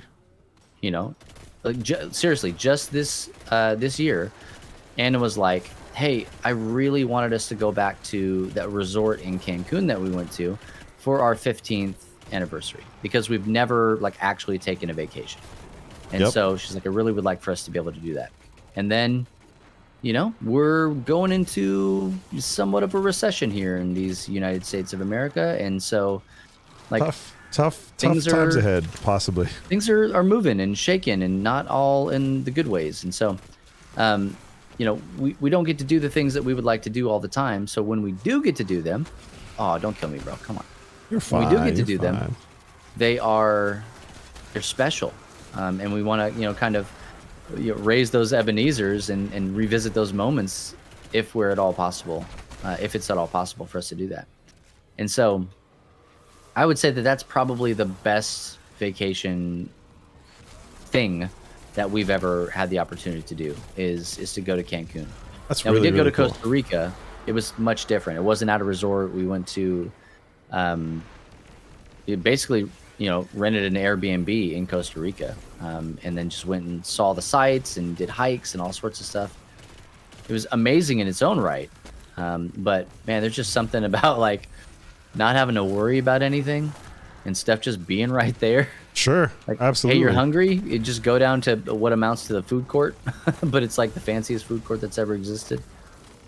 Yeah, that was like the so the for me, it was a cruise. We went on a cruise. Yeah. This is obviously it was before we had kids. Like, Mama Peach was pregnant with Peach, and that's where we like announced that we were having a baby and all that stuff. But it's literally like the ability to just walk and just eat at any time of the day. Literally any time. It was amazing, absolutely amazing. Would do it again. Maybe not right now because of COVID, but would do it again at some point. It was a lot of fun. The thing about it is something that I learned after the fact that I didn't really care about when I was 25 and we went on this thing, is that cruise ships are kind of they're germ factories. Like all that air is just constantly recycled and like everybody's anyway. Not even recycled in the good way, right? So we got a friend of ours who she's a doctor, and just to give her the credence, she's the leading pediatrician in our area. And so she told us, she was like, hey, if you're going to do anything, if you're going to travel at all during COVID, you should probably fly. And it's the most clean air on basically the whole planet because of the filtration system that they have to use in an airplane, because the thing's highly pressurized and ionized and all sorts of stuff. And so I was like, well, that's good to know, because I traveled several times during COVID. And me too. That's right. Well, not several times, but I did. I know I got on one plane, and it was a good experience. I did not get COVID. No, you're more likely to get COVID from like touching something and then rubbing your face as we do all the time. 'Cause I remember that was some of the memes in the early days too. There was some lady in the government that was like talking about how not to put your hands on your face, and then immediately like touched her like eye or Touched something. her face, yeah. Yeah, I mean, how do you not? You know, like it's difficult. When you think about how many times you actually touch your face, it's astronomical, man. Like, especially, and if you got a beard, I feel like you just touch your face more. Absolutely, because it itches, right? You just kind of you naturally want to scratch or it. you just kind of want to stroke your beard a little bit. You know, it's Absolutely maybe a comfort thing. So let's talk a little bit, and after this strike, we're going to take a break. We'll go through the photos and everything, and then we might talk a little bit more about Megazord, NCMS, and all that stuff. So just kind of like where we're going. But I want to stay on the personal touch just for a little bit here. So tell me about like as a parent, what has been? I love to ask other parents this. What has been one of the biggest lessons you've learned as a parent that you would want to share with another parent who's maybe either a new parent or getting into parenting? Like, what's the number one life tip? It can be serious, it can be silly, it doesn't matter. Man, I think it's a combination of both on accident. Like those humans that are growing up inside of your house are their own human beings. Like it does not matter what your favorite thing is. It does not matter how you have planned it since the days before their inception and all that stuff. Like children are the best laid plans of mice and men. They really are. Absolutely. Constantly. They are going to live their own lives. They're going to do their own things. And if you have more than one, they will all be different. So you have all these kids that are already different than you, and then you have more of them and they're different from each other. And so the difference just grows and grows and grows. So one thing that we've had to learn pretty much the hard way, right? That's the only way I think to do parenting, is that like there is no one size fits all how to raise a kid. How to train your dragon? Basically, that would be fantastic, man. Right. You can go to parenting conferences. You can. Absolutely. Plenty of seminars out there, a lot of books. Yeah. A lot of great stuff in those things. But nobody's got the magic bullet for you. Nobody does. Because they're not raising your kid. It's again, the stuff that we do in Love Thy Nerd is informed by the stuff that happens to me in my life and my staff in their life. And we know that people are a product of the moments that have led up to this moment right now because we watch that happen every single day with the people in our lives, our kids included. And so I would say don't try and plan it too much. We're called in scripture to train them up in the way that they might go. So we do have a job to do. Right. But I don't think making a little me is my job. Facts. Levi, he's my 7-year-old. He'll be 8 when he's 8 sometime. Yeah, sometime soon. But my 7-year-old, Anna says that he's my spitting image, right? Like he just if there's anybody in the world that looks like me, it's this kid. Now he happens to be a blonde version of me. Okay. But at the same time, it's like he may look like me, but he acts like himself. And so even seeing that he shares any kind of similarity with me doesn't make him me. We had said a long time ago that we were done having kids. Like a long time ago, we said that. And then we had our COVID baby, and that was PJ. Surprise! And, yeah. COVID baby. I said 1,000 times, I was like, man, look, if you could promise me, which you cannot, so don't tell me that you can, but if you could promise me that every single kid that we had would be like my daughter, I would have had 1,000 more kids. I'd have had 1,000 more of them. I said that a while ago. I would change that tune now, but yeah.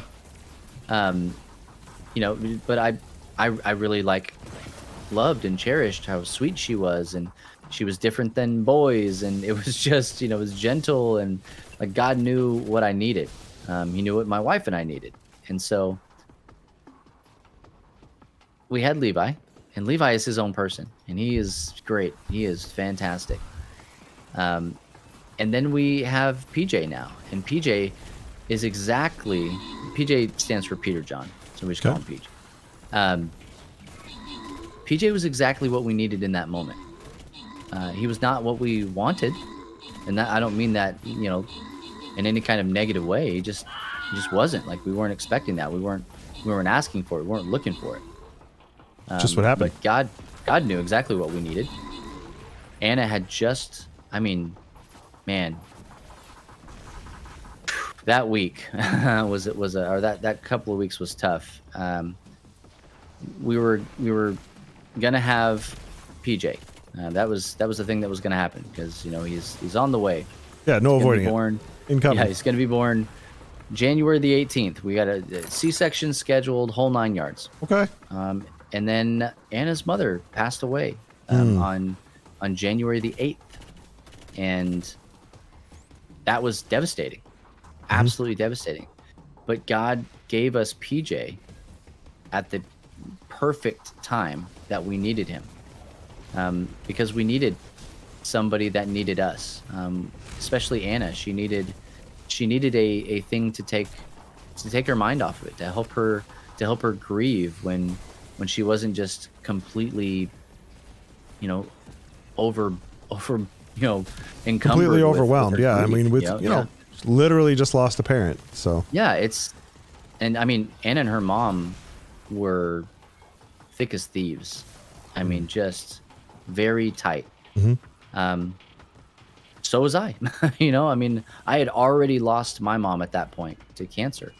Wow. And Anna's mom, it was a much different situation. She was, you know, we lost her in a tragic car accident, and it just very sudden. Yeah, you're just never ready for that stuff, right? We had said goodbye to my mom several times. That doesn't make it necessarily any easier, but it does make it different. And so the coping is different with that. But God, he sent us PJ at the right time. And he is exactly what we needed, and he's not perfect. None of my kids are.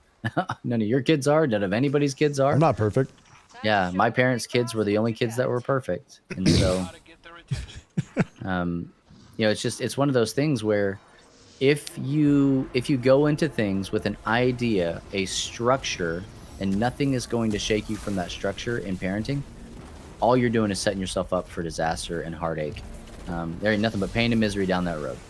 Absolutely. Because kids are stubborn, just like their parents are.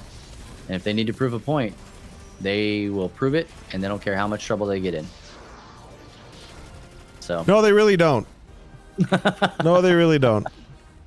Totally not speaking from experience that happened on this stream while we've been talking. Oh goodness.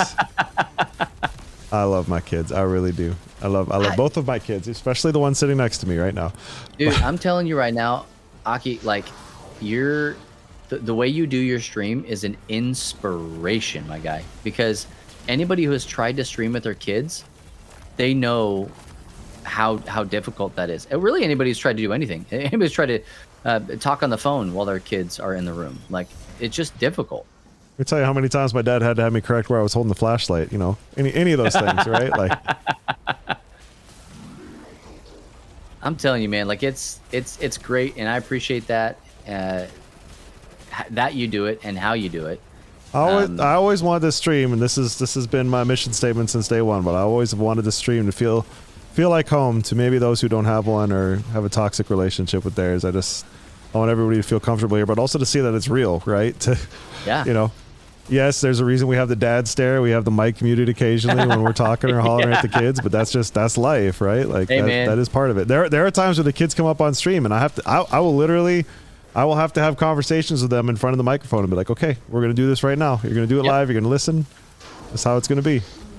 I think it's important. My tip for any new parents out there, hit me. Bordeaux's butt paste. Buy a lot of it. That's it. That's a good one. That's a really good one. Let's take care of these science. Yeah. This is their territory, after all. And if Oh man. What was yes. Or worse, what if they all Yeah. And pants optional, man. Peach is beside me saying when the kids are too quiet, you need to go check on them. That's also her. She knows that hey. from her I younger know brother. that. Hey, Peach gets it. Absolutely, she's prepared. So many enemies and they're all I can't tell you how many times we've done that. Like Anna and I'll just be talking, and then we'll just lock eyes and go, "Where are the kids?" Yep, it's too quiet. Why is it so quiet? Sometimes they're doing things. Sometimes they're just in the other Sometimes room there's watching paint all Bluey. over the floor and the carpet. Oh my gosh, dude. You talk about that butt paste. That was a thing that found its way Oh all my over our gosh. bathroom. All over our bathroom. I know I have photos somewhere of baby Aki. He had a truck and there was a tub of butt paste. And he painted his truck. Oh. Yeah, he A did. little artsy fartsy. I like it. Yeah, a little artsy fartsy, no big deal. It's all good. All right. All right. Picture number 1. We're going in order on these pictures, so you can walk me through these as we go. I love this one. This is delightful. He's got the same hair now, ladies and gentlemen. Hasn't lost a bit. Hey, I am so glad that you brought that up because I didn't realize it until I went back and looked at that picture and I showed it to my wife and I was like, hey, do you want to see a picture of the most beautiful baby on the planet? And obviously it's me. And Right? I showed it to her and I was like, and I went back to this haircut. I went right back to it. Yep. Yeah. Yeah. So this is a picture I have absolutely no memory of. Not one. I just want to show Well, I mean, everybody how cute I was, as a baby. I would think not, because I don't think any of us remember life when we were that little, right? But look at me, dude. I'm such a chongus. Oh, you were just the cutest, fattest little baby out there. I love it. Man, people used to tell my mom that they would ask her if she was feeding us Eagle brand milk. Eagle brand milk. Yeah, Is that whole it's milk? Like, it's like the milk that comes in a can. Like, it's not even like drinkable So it's milk. like congealed. You have to chew it. Yeah. It's like, What? What's And, that like- word? I'll tell you later. oh, congealed. Yeah. I'll tell you later. tell you when you're older, there, Peach. Yeah. So, is this your favorite Ninja Turtle? Man, Michelangelo has a special place in my heart. Yeah. Like a real and that look that is on my face, Uh-huh. that's genuine. I'm not hamming it up for the camera.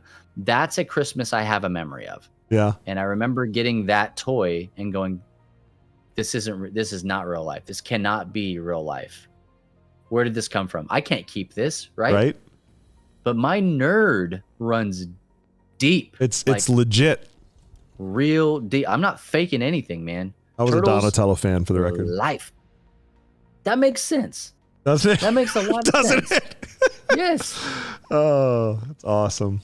And I love this. So this is the following Halloween, or is this another Christmas? Is the next Christmas? Oh maybe? man. Yeah. I This dig was this. probably not the next Christmas, maybe 1 or 2 Christmases after this. But you can see my tastes have just kind of changed a little bit. A little bit. Like you grew out yeah. of Teenage Mutant Ninja Turtles to Ghostbusters. See, here's what I think happened. I think I didn't shut up about the Ghostbusters, and so my parents just took the cues.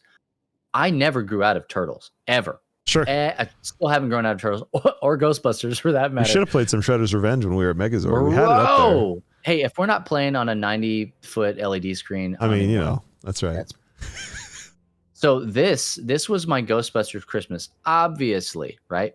Oh yeah. Everybody got the Look at that memo. Ecto-1 down there. Look at that. Oh man, I mean, what you can't see is I've got a proton pack on. Maybe you can kind of make it out. I but can got a see that you have proton this. I can pack. see the straps. Yeah. Yes, sir. I got the trap. That Look at that that tricycle. firehouse. Sometimes I'll wake up in the middle of the night and think about that firehouse. Yeah. I just will.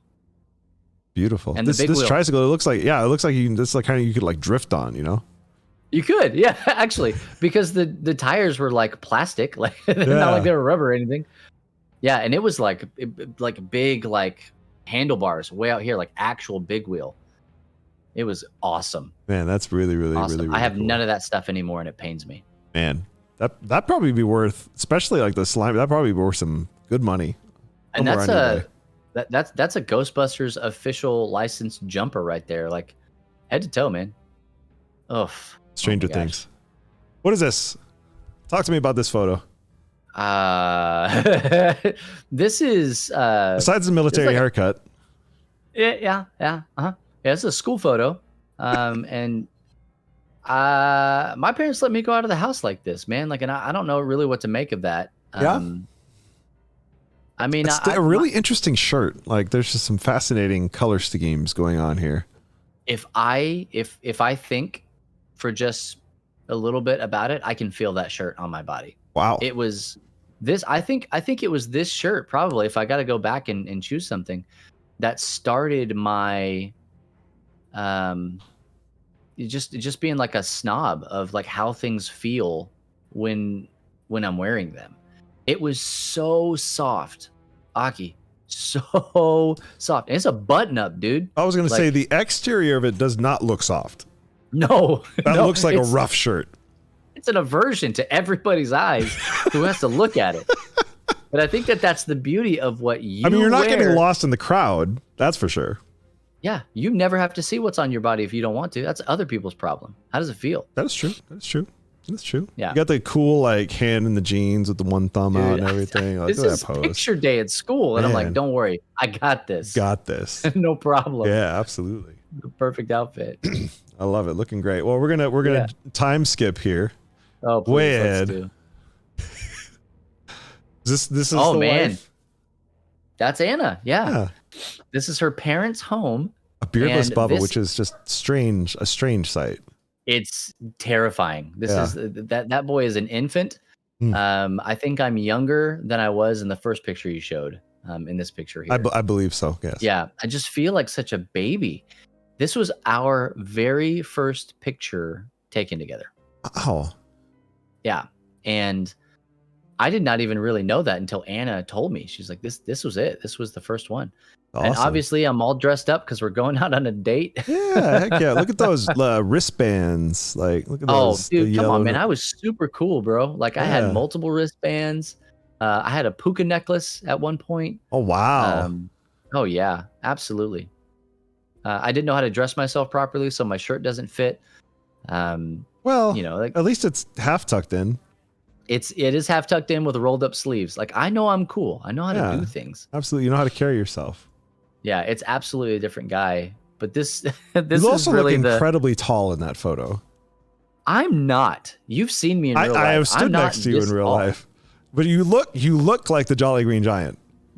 Compared to her, yeah, she's 5'2" on a good day, you know. So, yeah, she makes me feel better about myself. That's awesome. This one, Aki, has a story. It's not All right. just a picture of a thing. This was, and I believe my wife can scold me later. The previous picture. I'm sorry. Oh yeah. Yeah, that one, that was a picture of us before we went on our first date. And Okay. so the reason that's important, not just because it's like monumental and, you know, monumentous in our relationship, but it was the worst date anybody could probably have ever been on. Oh, I feel like we're in for a good story time right about now. Yeah, man, Okay. like, Okay. I'm settling in. I took her to Chili's, as one does. As one does. Yep. Okay, you wanna treat her right. That's right. You would treat know, her right. wine Take her and to diner. Chili's. That's right. And so I took her to Chili's, and I said, "Hey, get whatever you want. It's on me. Don't worry about it." And so what ends up happening is our waitress is actually a girl that I know that I knew from high school. We're Mhm. graduated at this point, but I knew in high school, and she was not a bad-looking girl at all, because she was one of the cheerleaders, and I was the manager of the cheerleaders because I knew how to do high school. Sure. And so that's how I got my PE credit in high school, was managing the cheerleaders. I ended Creative up way to dating pull it several off. of them. Yeah, it worked out for me. And Yeah, so dating several cheerleaders. Okay. Was the Yeah, waitress one of those? no, she wasn't. Okay. She wasn't. Okay. And so, but she comes up and she just gives me the biggest hug and, "Oh, hey, Bubba, how's it going?" I'm like, "Oh, hey, I'm on a date. This is Anna." And you know, Yeah. she's like, "Oh, okay, hey, cool, that's great, whatever." So she goes back and we finish the whole meal, and she comes back and she's like, "Your card got declined." And I'm like, "Oh, no, run it again. Put it through the machine one more time," as if I know at all how this works. Oh right? no. And so she comes back. She's like, it is not going through. And at this moment in my life, I was a chronic overdrafter, and my mom worked at the bank. And so she would just transfer money into my account anytime I overdrafted.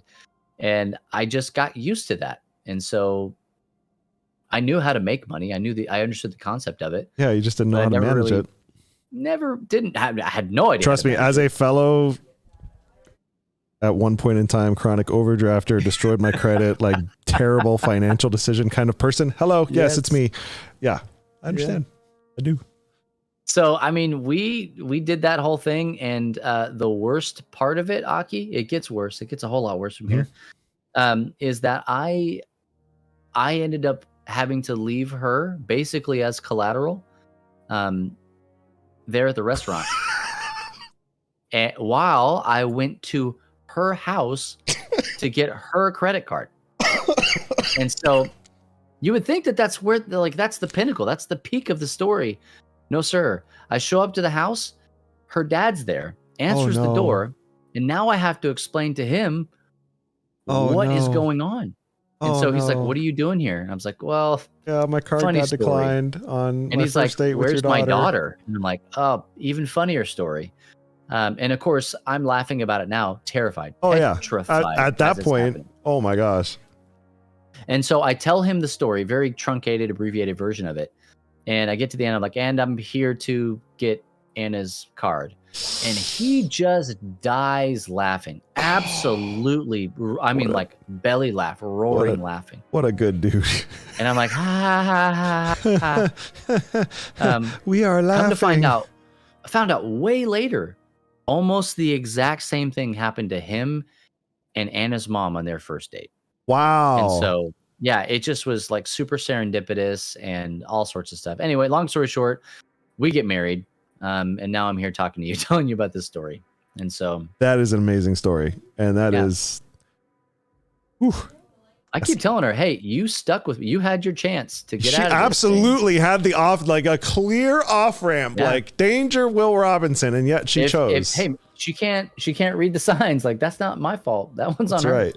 That's right. And 15 plus years later, here you go. She chose this life. Right. That's right. Okay. Yeah. Group photo.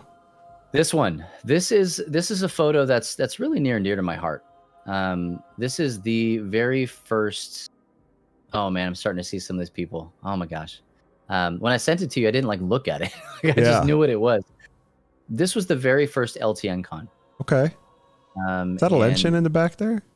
Yes, it is. Yeah, let's go. Yeah. I know that there's a lot of people in this photo that you probably know. Yeah. And so it was in Dallas, Texas. And man, this was the very first week that I was full-time at Love Thy Nerd. Wow. And we were starting something completely new, completely different. Nobody was really doing this. It wasn't that there weren't conventions and stuff to be a part of and for people to go, but like Christian communities getting people together, it wasn't really happening. Yeah, outside of like GSC and SquadCon, like that's what I'm saying, man. Like, probably it. That was about it. And I mean, when Susie is in Megazord and he's like, man, I was all by myself on an island and nobody was really doing this. He's absolutely right. And this was less, let's just get together, and more, let's get together. Let's learn from each other. Let's build relationships with each other. It was very, very specific. And we stole the idea from Game Church. We were doing this thing called the Academy, where we basically did this, but this was our first time doing it, just us. And we knew that Game Church wasn't doing it anymore because we were the ones that did it for Game Church. And so, right, of course. Yeah. It's so like this picture here, man, this is a picture of people who cared deeply about what we didn't even have, verbiage for what we were doing yet. Right. But they cared deeply about nerd culture and about reaching people. Like I'm looking here at ministry leaders. I'm looking at people who serve well in their church, who love nerds, who have gone through a bunch of stuff, who have struggled with doubt and disbelief, and have come to find and know Jesus and powerful and amazing ways. There's a lot of story in this. And then dead center, Justin Bowers in green Crocs. Oh my gosh. Just what a gnarly thing. But yeah, this is Another set very of green special. Crocs over there. There you go. Very special to me. That's awesome. Yeah. A really, really cool photo. Now this one, I'm really curious specifically about this photo here. That's some really tight clothing. Yeah. So here's the deal. It's like you take pictures and then you have the memories and then you look at the pictures and you're like, it looks like I pooped out of the front of my yeah. I didn't. This was the most athletic thing I have ever done in my entire life, and probably will ever do in my entire life. Sure. This is the Spartan Ultra Beast, and so it was Ultra Beast. Is that like the like a Tough Mudder? I've heard of Tough. It's kind Mudders. of, yeah. Okay. It's a like an obstacle course, feat of strength, endurance. Okay. Race. Yeah. And so this thing is basically the end of it. You jump over the fire pit and you're done, right? Wow. But this is the end of what was billed at like 10.5 miles. It ended up being closer to 14 or 15. And so you're not just running for 15 miles. Oh, you have obstacles. You have things to do. Yes. And it's a thing that we literally trained for months. You're clearly very in shape in this photo. So I am not that shape anymore. I'm a different shape these days. You got to be a certain shape to wear clothes that tight, right? Right. Yes, absolutely. But it was great because we did this together with guys from our church, and it's not just, hey, we're doing this. Anybody that wants to do it. It's like our friends did it, man. Like it was this bonding experience. Yeah, absolutely. It was important what we did. And now I never did another one after this, but sure. But I mean, if you get into something like that with a group of people, that's such a bonding experience because you're training together for months, and then just like the culmination of that, of being this, that's huge.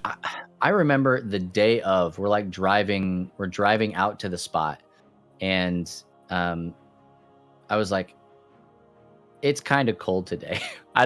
Maybe we don't do it. Maybe we turn around.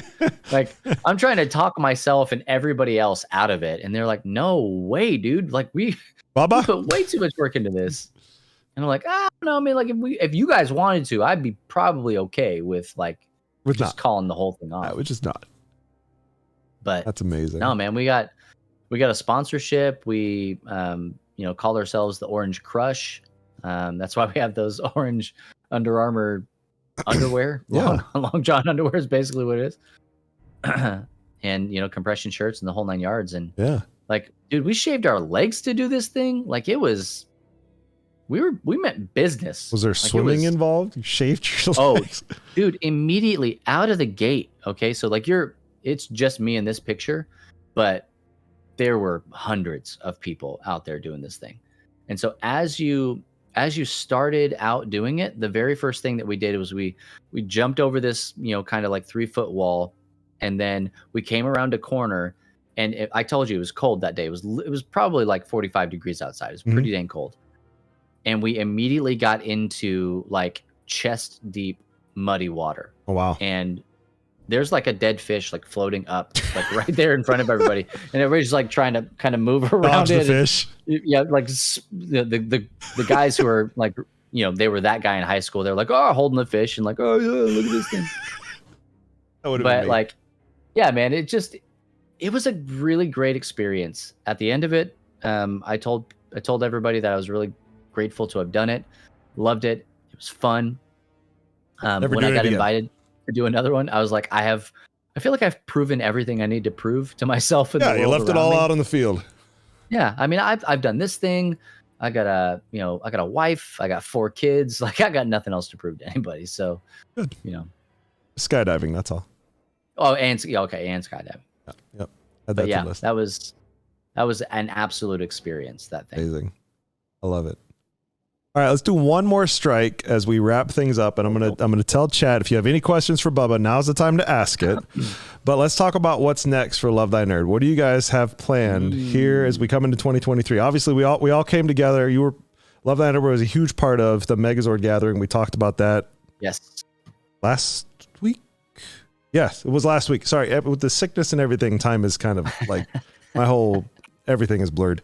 But last week, Tuesday, we had the premiere of the Megazord documentary. We talked about it. Obviously, there were a few things we talked about in the wake of that. I know NCMS is a big thing, but what else? Like, what is on the agenda for Love Thy Nerd in 2023?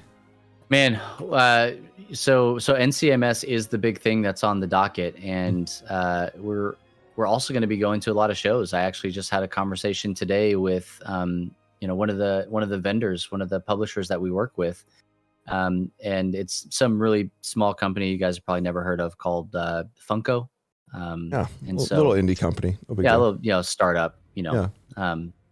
What people don't know figurines. Is they released they developed and released over 200 games.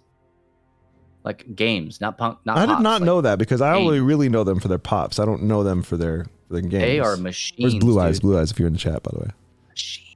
He collects the pops. She loves the pops. But there it is. NCMS is a thing that we're doing. I see that question in chat. Yes, Alexandra. NCMS stands for Nerd Culture Ministry Summit. And the desire behind that is to help train ministry leaders and just really people and leaders in general that want to better love and serve the nerds in their community or their immediate vicinity. So what we're doing in November is my church is graciously the host site for this.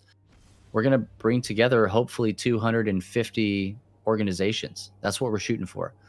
And we want to give them strategies, ideas, tactics, all that good stuff to better identify, and serve the nerds that are in their space. Sure. And so we're going to do that by one of the major things that, I tell people all the time that this is what I want to do with Love Thy Nerd is like, I want to be the machine that your really round and amazing wheel is attached to so that it can go as far as it can and be as effective as it can. And so that's what we're doing is we really, kind of strive to platform. And this Nerd Culture Ministry Summit thing started off as LTN Summit, the Love Thy Nerd Summit. Mm-hmm. And then I was like, man, I'm going to invite a lot of people to be a part of this thing. And I don't want them to feel like they have to do Love Thy Nerd because that's not why we do what we do. We're not trying to perpetuate our organization. We're really trying to better equip people. We're a para-church organization and a para-ministry organization, as it were. And so we thought, man, we got really sick and tired of always having to reprogram people. And it's not their fault, but to reprogram, the Christians that come with us on mission to, how to actually love and serve nerds and not just evangelize, right? I think a key to something you said there too is training them to identify nerds, because so often, for myself and so many other nerds, we're perfectly content to go to church and just sit in the back, not say anything or pipe up about our interests or connect in any way, shape, or form. But if we know, we talked about this at Megazord, if we know there's someone around there who shares our interests. My sister got I'll never forget, my sister got incredibly annoyed with me one specific time. We were all together as a family because I was going on and I somehow we got on the Marvel topic and I just went deep into the tunnel and she was like, "You gotta stop talking," and I'm like, I can't. I'm sorry. Yeah, Marvel, you say? Yeah. Your funeral. So what I'm saying is just like the ability to train people to help to identify and engage nerds on that level is so huge, whether that's World of Warcraft, whether that's Destiny, whether that's Dungeons and Dragons, Doctor Who, Jedi, Otaku, Whovian, cosplayer, gamer, geek, right? Like I'm just looking at the shirt. Like, listen, there's a huge cross section of nerds and nerd interests that I think if given the opportunity, churches could greatly benefit from identifying and engaging those people in a healthy and effective way. So I think NCMS, that's huge. That's it, man. Like, again, I'm a big believer in secret sauce. And I think that once you find what it is, The difference is that we don't keep the sauce secret. We're just trying to help people see what it is, and figure out how to make it, how to replicate. And so that's what we want to do. We want to use the platform that we have, which God has given us one. It's not a flex. It's not anything like that. It's just, calling a spade and understanding our own gifts and talents and abilities. And so in doing that, we don't hoard it. We don't say, oh, okay, well, this is just for us and you can go and find your own thing. And no, it's like, hey, man, you guys have a really great way that you're doing something. Your stream is fantastic. You build really great communities. We want to give you space to talk to people about that and tell them why it's important and why they should consider it. Yeah. And so that's what NCMS is basically designed to do. St. Bear put in there, he's helping to plan it. He's actually coming alongside of Luke, and man, just doing those two are doing some great work over there. I'm going to tell you right now, NCMS is going to be a can't miss thing, specifically with those two involved, and just everybody else that's involved is amazing too. But knowing, after having experienced Megazord and having known Luke for a good amount of time, like just knowing the potential there is absolutely huge, absolutely huge. Yeah, I mean, it's one of those things where like the heart and the passion is the only thing that's going to push it forward. It just being an idea is not enough. It's really not. We all have ideas about things that we could or should do and the best ways and all sorts of stuff. But an idea is just an idea until it's moved from conception to actualization. Yeah. And so we're trying to do that. We're trying to help identify these things and, build bridges that will bridge this massive divide. We bring LTN into it, like we're trying to change preconceived notions that nerds have with church culture and that church has with nerd culture. Sure. And this is just this is a way to get ahead of things, right? It's like, hey, we're already doing this. We're training people all the time. But the way that you interact with people who are not in the nerd sphere, as it were, it's categorically different, man. Like people, it's almost like the rules of engagement are different, Like, they are though. Yeah, absolutely. People are going to want to talk about different things, and things that are generally speaking off limits in other areas are not off limits in nerd culture. And so how do we navigate that? How do we have, long lasting, meaningful conversations with people that ultimately show them the love of Jesus, right? And so we want to help equip churches and municipalities and YMCAs and anybody who's dealing with nerds to better love and serve them. And we're going to attack that from a Christian perspective and worldview, knowing that there's going to be people there that aren't, and that's actually fine.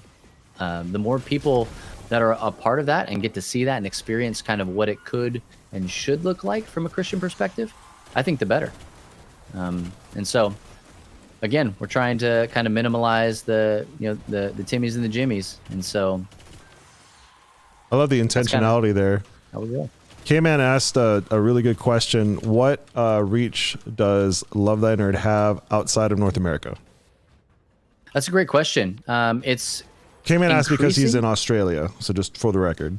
Yeah, that's great. I'm actually a part of a global gaming and esports movement. I don't lead it, but I am a part of it. And so last October, actually after the Megazord, I went out and I met with some people in Orlando to talk about what these kinds of things look like on a global scale. Sure. And oh man, it's different. It's confusing. It's as different as I was saying that kids are. Communities are that much more different, and geographically speaking, and all sorts of stuff. And so, we have the reach that we have. Like I don't know how else to say that. It's difficult to get out and do the things that we do abroad, but it actually is on our 10-year plan. Sure. To be global. Now that's so the goal is to eventually expand into other countries, nations, so on and so forth, but do that, I imagine, in probably a way that is effective. Yes. Because that's you can't just like go off and be like, okay, we're gonna be in Australia now. Yeah, I mean the legitimate caveat that we have to the whole thing is we will grow globally in as much as it makes sense. Like we will have the conversation of, do we need to be there? Does that area actually need Love Thy Nerd? Or would it be more effective to partner with another ministry or a church or an organization that's already there doing something? Sure. Like, we don't need to be in places just because we're Love Thy Nerd. And again, we're God's gift to everybody. That ain't it. And so we want to way more share the idea of what we're doing and the concepts and the principles of what we're doing than to say we're going to have an LTN Australia. If it needs that, then yeah, we'll absolutely do that. And I don't think that this has to be necessarily like a North American thing per se. Because Christianity didn't start in the States, so it doesn't really make sense that we would hoard the things that work for us, So Big agree.